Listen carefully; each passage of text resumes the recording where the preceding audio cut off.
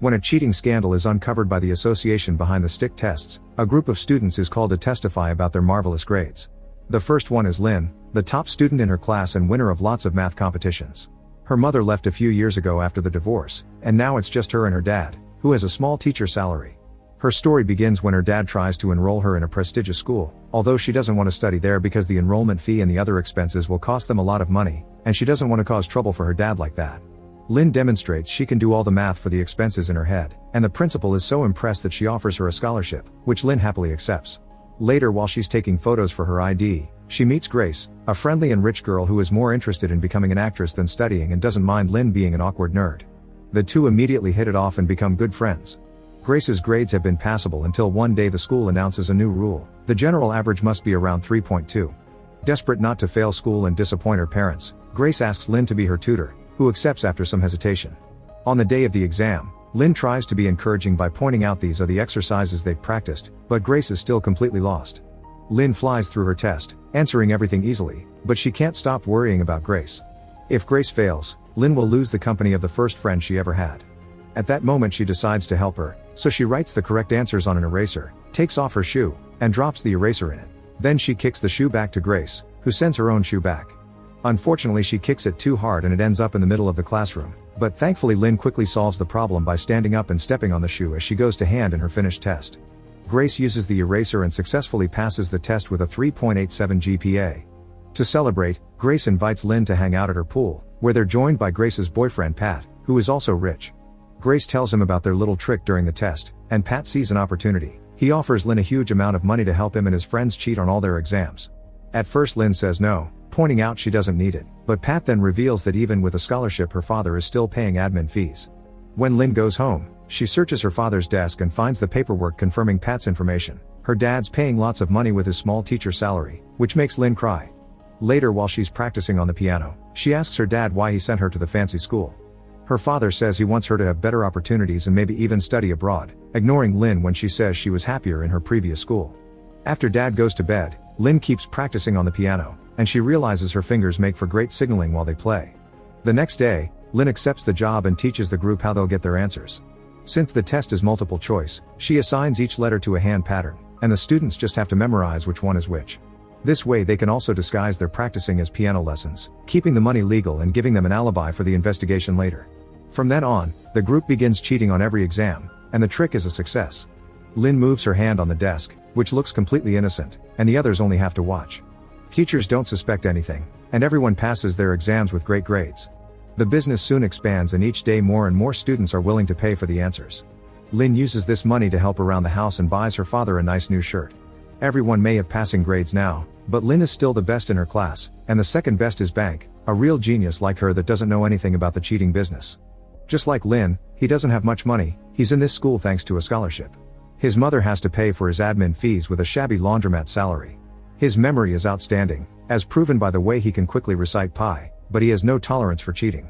Lynn and Bank aren't really friends, but the school sends them together to math competitions and they easily win them by working together, so they consider each other good acquaintances.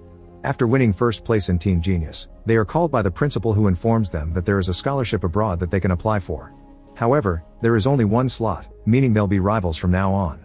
Bank feels very nervous under all this pressure, but when he gets home and discovers his old mother is washing by hand because the machine broke, he still prefers to help her rather than study.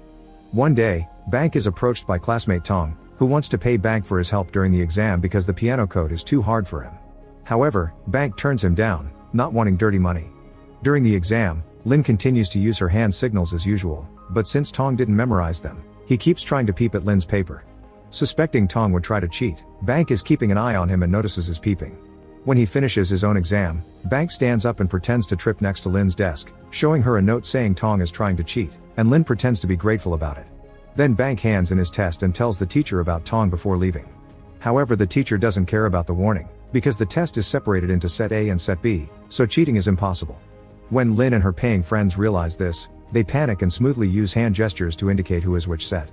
Lynn has set A, and she first does the hand gestures for that set so everyone on that team can hand in their test.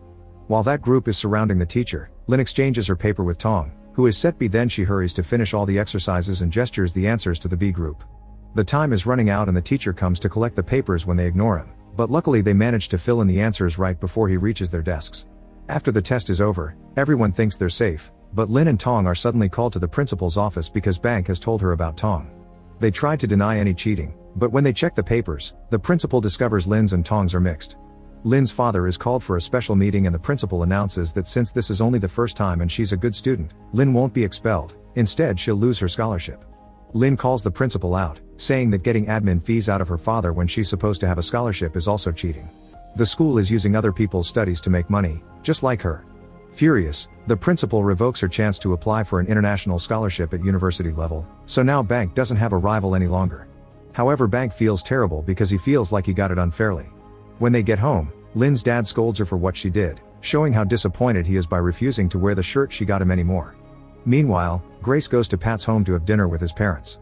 They think Pat has gotten better at school thanks to Grace's influence, and they want her to try for the stick with Pat so they can go to Boston University together, even promising to pay for everything. Desperate, Grace calls Lin and asks for her help.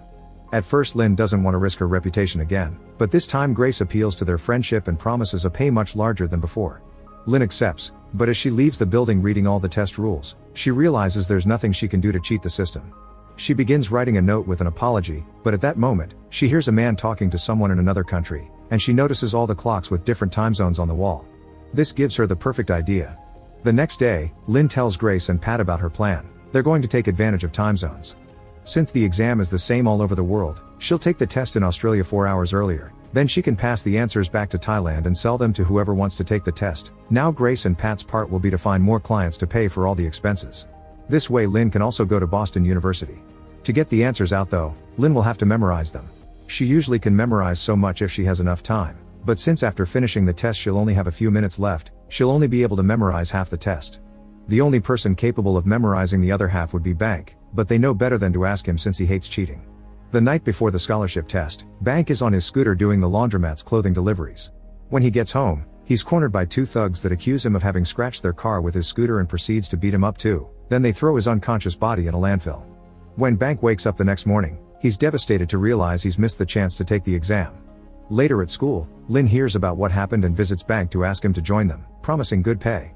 At first Bank refuses, but Lin changes his mind by pointing out how the system keeps cheating on poor people like them and it's only fair to cheat back. Now that they have all the memorization covered, they finish planning their heist. Lin and Bank will take the exam in Australia and hide phones inside the building's toilets. During the exam breaks, they'll go to relieve themselves and send the answers to Grace and Pat. For the last part of the exam with no break, they'll just pretend to feel sick. Grace and Pat will print out the answers on barcode stickers that will be put on pencils, then those pencils will be distributed on bikes to the paying students so they can have them right before their flights. To get even more clients, Pat makes a special presentation imitating Steve Jobs, which gets them to earn millions.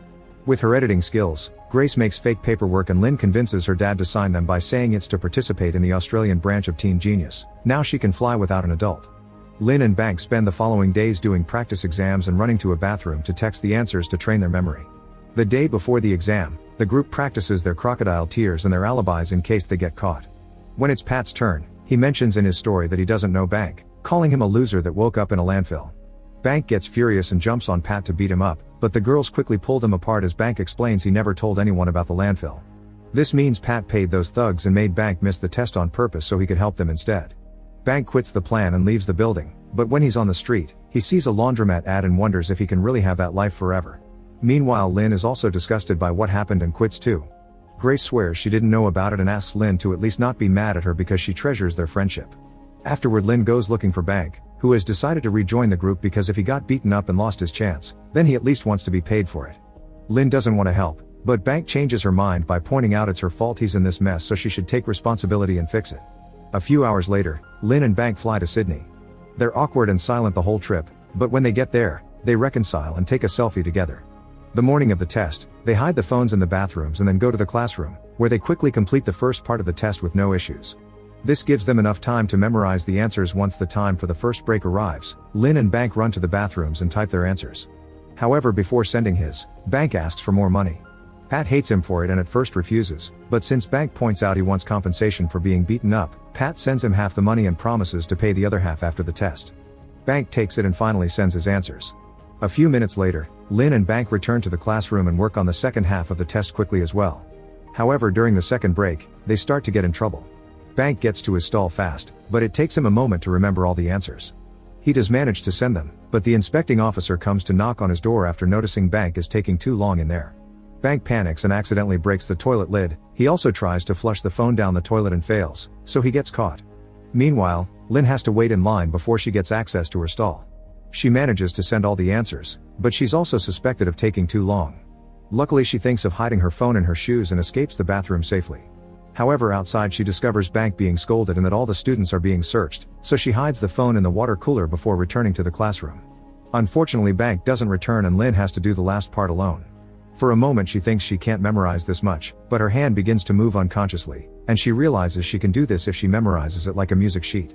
The trick works, but now she doesn't have much time left, so she uses a pencil to force herself to vomit. Pretending to feel sick, Lynn leaves the classroom, recovers the phone, and sneaks out of the building while avoiding the officers. However, her strange movements are noticed on the security camera and the officers begin to chase her.